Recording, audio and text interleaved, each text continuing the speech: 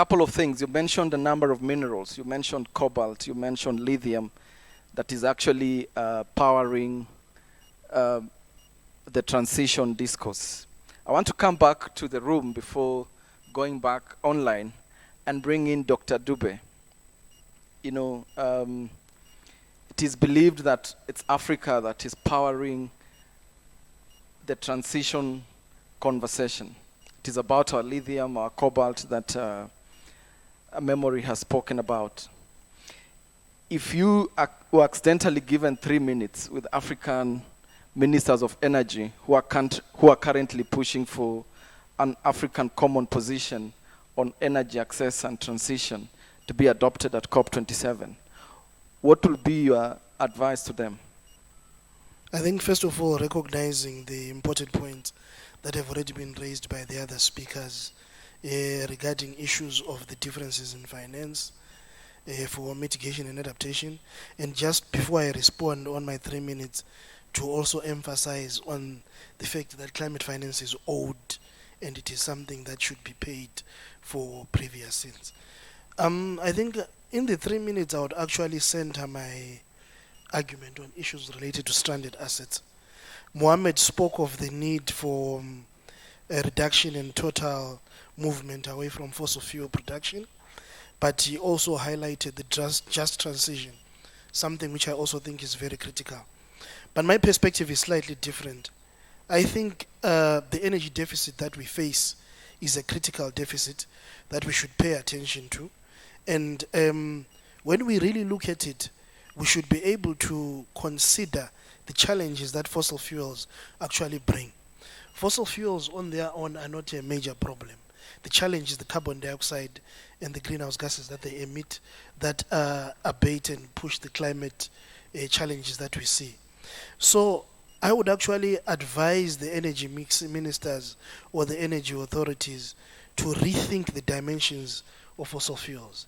Is it possible for Africa to start considering methodologies of capturing the excess carbon dioxide that is emitted? Is it possible for our scientists to start looking at alternative dimensions? This has been done in certain parts. We have got pre- and post-combustion technologies that allow for the capturing of the carbon dioxide, that allow for the storage of the carbon dioxide, and allow you to continue using the fuels to ensure that we reduce the energy deficit, which I think is a much bigger problem. So we are always told to move to renewable energy, which is very good. We don't want to be locked into non-productive fossil fuels in future, but every time when others have a crisis, you'll see what happened in the global north during the war in Ukraine and Russia now. They started to import fossil fuels again, heavy tripling and quadrupling the imports of coal and so on. But are we supposed to simply stop producing, using what we have and stranding our assets? I think I would say maybe we need to think a bit deeper. Can we look for a just middle point where we look for alternative technologies, where we also try to understand that the energy deficit is real and try to find a midpoint between renewable energy and fossil fuel energy? I wanted to kind of continue the themes that have been coming out of this conference the last 2 days. And the first one is about dismantling, and the second one is about one voice and solidarity. Because we've been talking a lot about dismantling the global financial architecture, and I think in order to do that, we also need to stop thinking about private finance as being a solution towards any kind of climate financing or debt relief or anything. So this is linked to the point of climate reparations and debt reparations. Just cancel it. But it, like Dr. Nzana also said yesterday, our biggest problem is ourselves. And he bet us that even if we cancelled all debt, we'd be in the same position as we were. And there's proof of that. Even after the debt jubilee in 2000, again, we find ourselves, highly indebted and distressed. So we need to really think about, what finance will do for us. And the problem with thinking that private finance is a solution, yes, it can solve many things, but again, it's then it's subject to the priorities of investors, and a lot of them we've seen are focusing on renewables as opposed to other priorities in Africa like loss and damage. So let's not diminish the role of public finance just yet, and how much we can generate for ourselves, how much we need to improve our economic governance systems locally to enable us to, have a better say. Like again, I don't know if was it Dr. Patrick again who talked about financial independence, meaning knowledge independence. And if we remember rightly, it was public finance that bails out companies in times of distress, and public finance that bailed out Wall Street. So moving on from that now to solidarity, because if we solve this either through public or private finance, we're still going to be subject to the priorities of the developed countries in terms of climate financing, or to investors, and who only really want to deal with renewables. So I wanted to speak about solidarity, and I like that Dr. Dube has talked about scientists and other alternatives, solutions to CO2 emissions, because other than capturing CO2, there are scientists who are also looking at removing CO2. So other than decarbonizing, they're looking at restoring oceans. And we're forgetting that this Earth is comprised 72% of ocean. And there's this group of scientists who were building on the work of John Martin's work in 1980s, who decided to sprinkle a little bit of mineral ore dust into the oceans, and found that it made plankton bloom and it regenerated oceans, and it's able to remove almost all, or at least 2/3 of CO2 emissions. So it's not just about decarbonizing or capturing CO2, it's also about removing it. But do we see us as civil society providing solidarity to scientists and environmentalists? And my challenge for us as civil society is, let's move this beyond. I know there's been a lot of talk about moving this beyond the conferences and to people, the wananchi. Let's move it to scientists also, environmentalists. Let's find the Greta Thunbergs out there and scientists like Russ George who are trying to pasteurize the oceans. His work was shut down in 2013 by a SWAT team in Canada because, I don't know, they're afraid of solutions that can be quicker, cheaper, easier, take less time.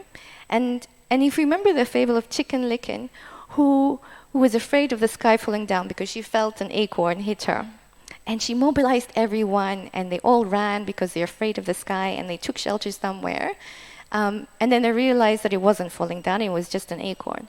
And I feel sometimes when we build machines and we become very bureaucratic and we see one way climate finance must happen this way. Yes, it is one way.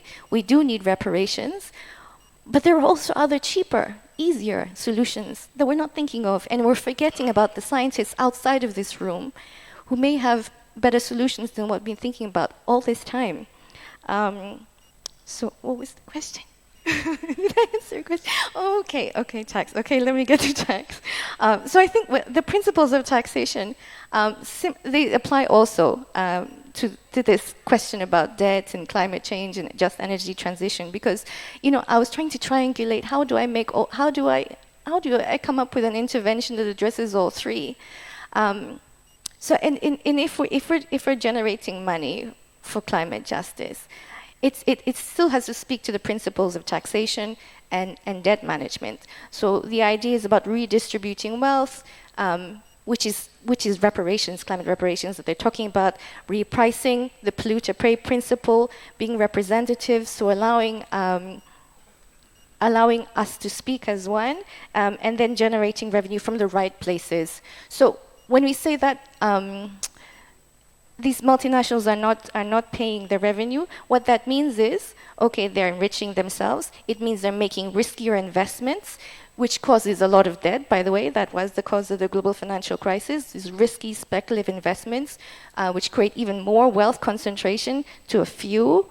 So in the same way that so I was just trying to bridge the gap between the 4 R's of taxation, but also debt management and climate change. I also agree with a skills deficit when it comes to the utilization of those things that are supposed to assist us in dealing with the challenges related to climate change. So we cannot address this deficit, however, without a plan of action. First of all, we need to be clear on how we are going to structure the just transition, how long it will take, what is the midpoint, what is the beginning, what is the end game.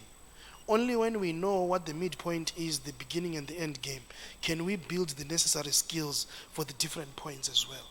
So we need to know what sort of issues we're going to be dealing with. Are we going to be moving more towards renewable energy? Are we going to be doing carbon sequestration? What are we doing? So that if we know what we're doing, then we're able to build the correct skills.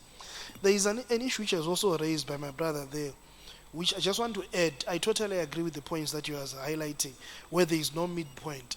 But we are increasingly starting to see other challenges related to the monetization of climate change itself, where a problem that was started by the global north is now being paid for dearly by the global south, including the small farmer. So there is now what we call loss and damage or weather indexed insurance, where a lot of people are pushing this, and the ARC has been pushing this to government. And soon we are starting to see small farmers being encouraged to also take out weather-based insurance. What this technically means is the small little farmer in a small plot is actually now subsidizing the sins of very big people, because we are now monetizing the idea of climate change instead of being honest that it was a problem created by others and the polluter is supposed to pay. And related to that, we're increasingly seeing the utilization of public funds, where we want to enhance or attract private players using the public funds, where the Green Climate Fund or whoever puts out some money, and then we're supposed to leverage this money to try and attract the bigger players, which is something which is an anomaly, in all honesty, because we cannot be using public funds which were created through a problem by the private players to attract the very same private players. I wanted to address the question about gender, and in so doing also introduce you to another project called the Drawdown Project. And one of the biggest ways that they propose for decarbonization is educating girls and family planning. Because if you do so, not only do you get, this human capital that can be able to address, climate change in the future, but then you also, you reduce consumption, human consumption in general, in terms of food, in terms of transport, and the population at large. So in terms of engendering the climate change and discussions, we need to invest in our women and girls, we need to educate them, and we need to promote family planning. I also want to respond to the brother at the back who's talking about accountability, because I wholeheartedly agree with you. And the reason why a lot of the work that's been happening at the UN is we're not getting the investments that we need is precisely because it's voluntary. And as long as it's voluntary and there's a free rider issue going on, and they don't feel compelled to pay, then we're going to continue in this way, like Dr. Nduba said, where small farmers are subsidizing the sins of the big people. Where do we want to go? What do we want to get there, and how do we get there in terms of social, economic, and environmental objectives as a country? Those questions still remain relevant, and it will help us solve a lot of issues. Then we invest in the right skills. If we look at the Intergovernmental Panel on Climate Change and the reports, as well as scientific reports in general, we see that we have no time. Climate impacts are here. They are especially in the global south, especially in Africa. The climate crisis has revealed itself, and the impacts are clear. And as time passes, with the inaction that international governments or governments of the world are following, it's going to get a lot worse. We need to cut emissions by global emissions by 45% by 2030 in order to remain under 1.5. that entails that there are no new investment is put into fossil fuels. Of course, there is the global north's hypocrisy, where investments continue to happen, and the biggest carbon bombs are being invested in the United States. But that does not mean that we should follow suit. And renewables are becoming cheaper. It's about getting the funding and getting the investments into Africa for those renewables. And we really need to be cautious of false solutions. There are so many being thrown out there. A technology such as carbon capture and storage has not proven its economic viability and financial viability. Geoengineering is being pushed on African states right and left. And these solutions will continue the unjust economic system that we are subjected to, that force us into extractivism and depletion of and destruction of our nature, in order for multinationals to profit and further increase the gulf or the gap between the global north and the global south. We cannot bet on a miracle technological solution that will solve our problems. We need to work with the science, and we need to be very careful with it. There are many examples in history where scientists have completely disrupted ecosystems because they did not follow the scientific methodology and did not take things as needed, with the time needed. And therefore we really need to be cautious on this. Nature restoration is essential. There is already too much carbon in the atmosphere. We need to reduce the amount of carbon in the atmosphere. We are far above 350 parts per million.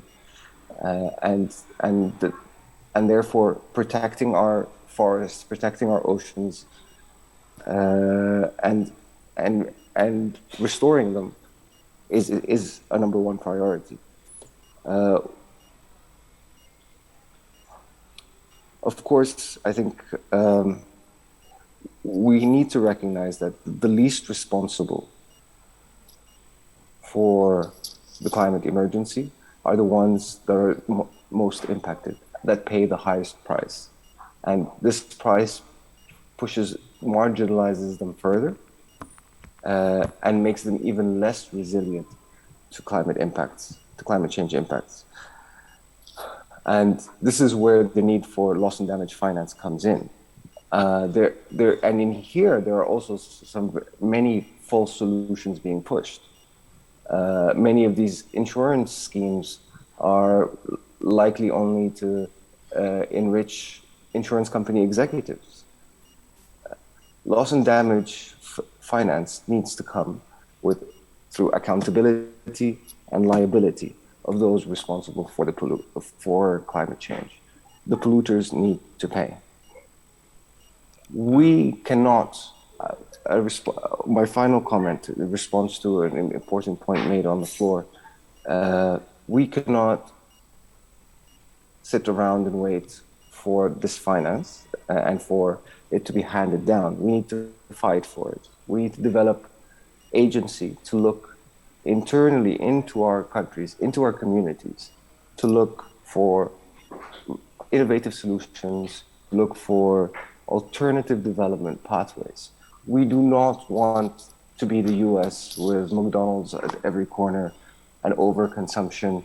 We need to find a different way of living, one that prioritizes people's health, people's security, safety, and futures. And that paradigm shift is essential for us to move forward. And it needs to come from our power. A very interesting statistic that came out in the IPCC report, Working Group 2 in February, is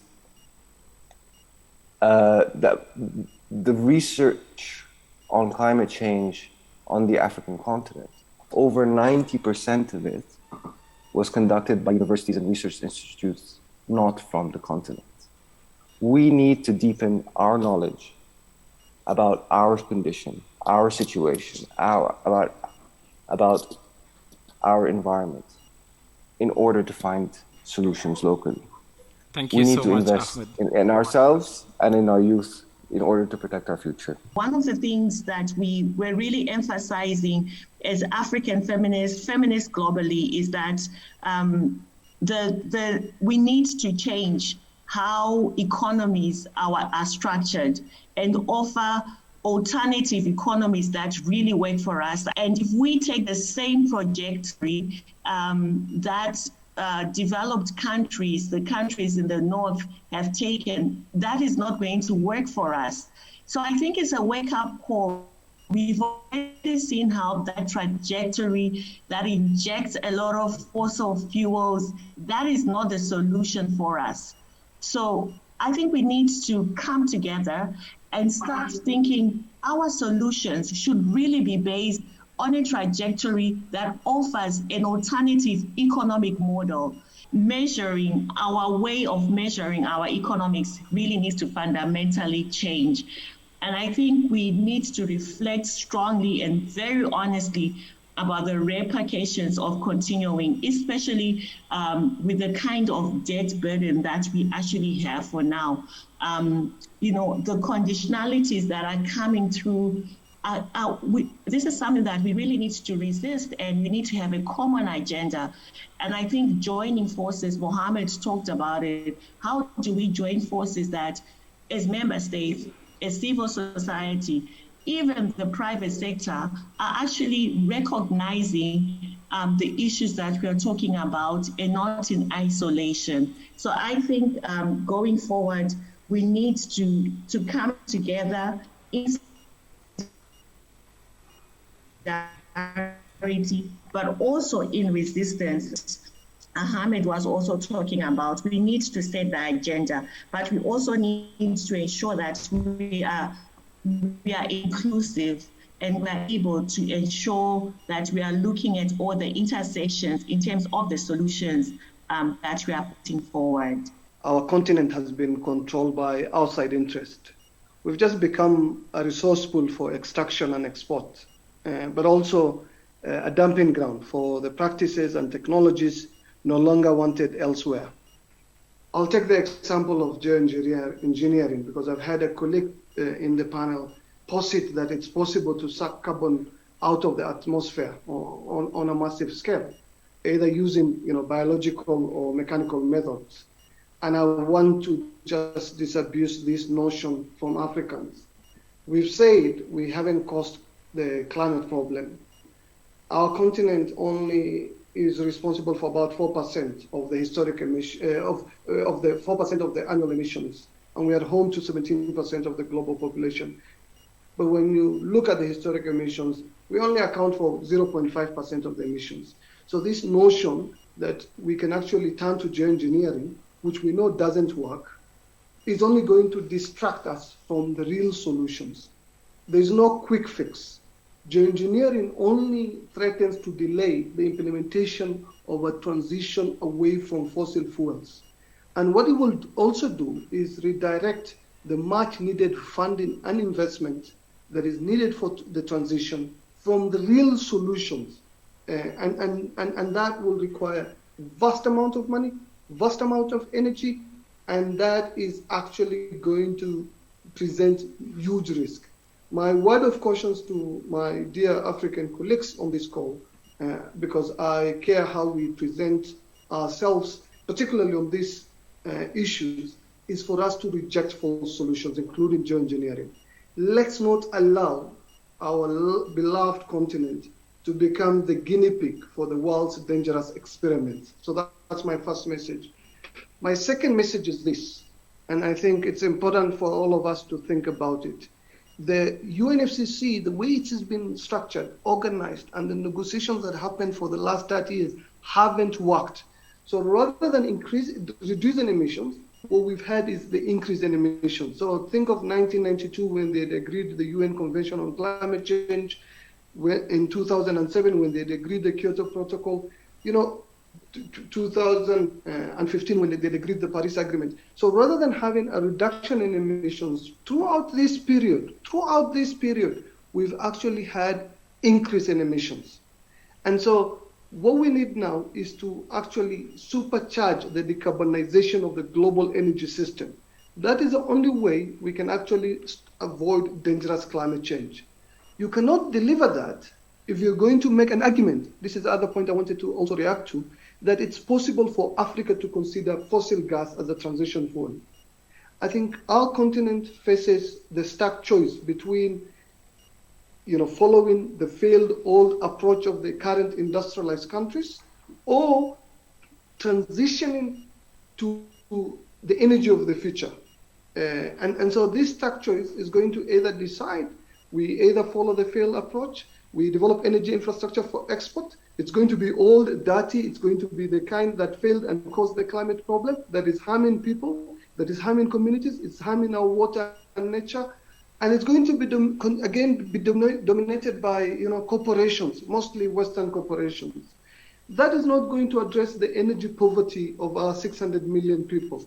It's not going to help address the climate crisis. In fact, it's going to result in further destruction and ecological collapse. To respond to this dash for gas or this scramble for gas, we've come up with a campaign that I will invite you to actually join. It's called Don't Gas Africa, don'tgasafrica.org. Visit that website. You'll find a sign-on letter where we've explained why locking Africa on an energy pathway that is going to risk an overshoot of 1.5 degree, that is not going to deliver the energy access to the current 600 million people without energy access, is not going to help Africa's well-being, Africa's prosperity.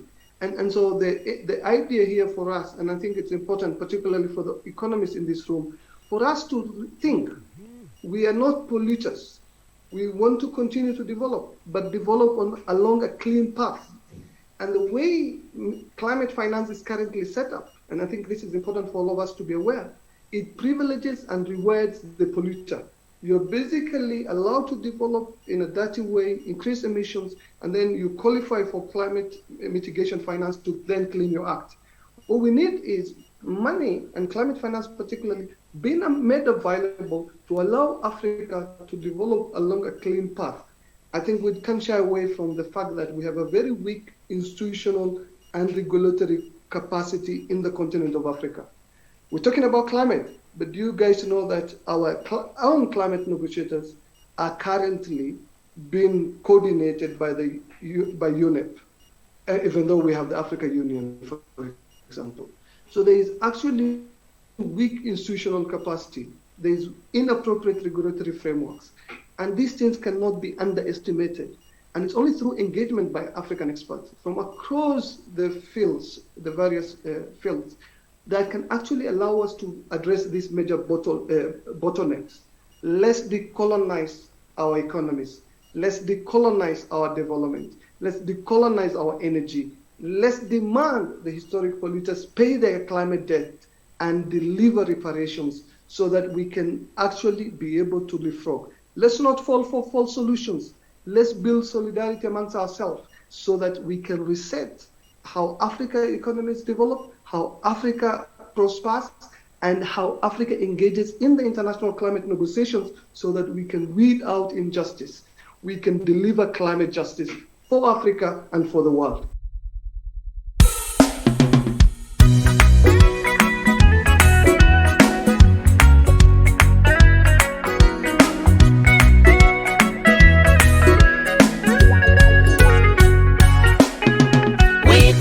Policies and practices that put people first. We call for policies